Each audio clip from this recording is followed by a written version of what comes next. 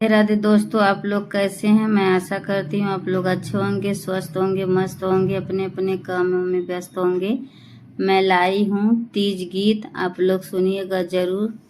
जैसा भी लगेगा आप लोग बताइएगा कमेंट बॉक्स में। जब से चढ़ल बाटे भदो के महीनावा, जब से चढ़ल बाटे भादो के महीनावा, जिया मोरायत हुलसाय, बेल के पतैया पे नेवता भेजवनी, नेवता गौरी गणेश भोलेनाथ, भूखल बानी ये शिव जी तीज के बरतिया, नेवता लीन सोबिकार, बसहा बायला चाड़ी आइले महादेव, गौरा भवानी जी के साथ, गंगा के जलवा से धवली चरनिया, फूलवेल पत के ई साथ,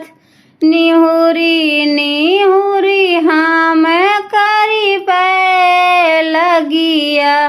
कर जुग दी आशीर्वाद, हमरे के ऐसान दिहा बारदनवा,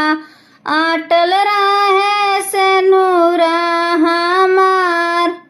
हमरा के ऐसान दिहा बारदनवा, अटल रहे से नूरा हमार, पिया जी के लागी जस हमारी उमरिया, जिनी मोर जिया के आधार, पिया जी के लागे हो हमारी उमरिया,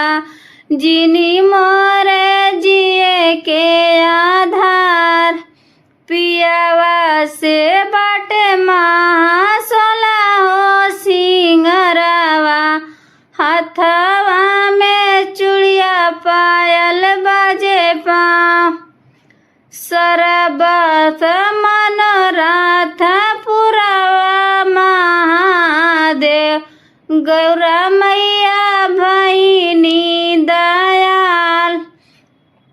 कोई छा से निकलेली गौरा मैया, अवधि सिन्हुरवा के लाज, सिन्हुरा से भरल रहे मंगिया में सिंधुरा, चुटकी से नूरवा के दान,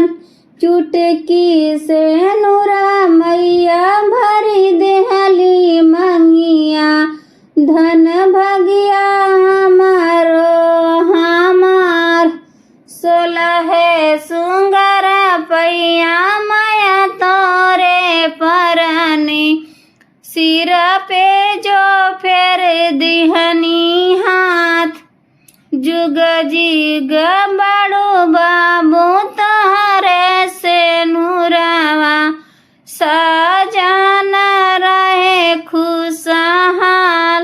कोई छा भारत आवे महादेव भवानी, कहाँ बाट तोरा भंडार, जब से चढ़ल बाटे भादो के महीनावा, जिया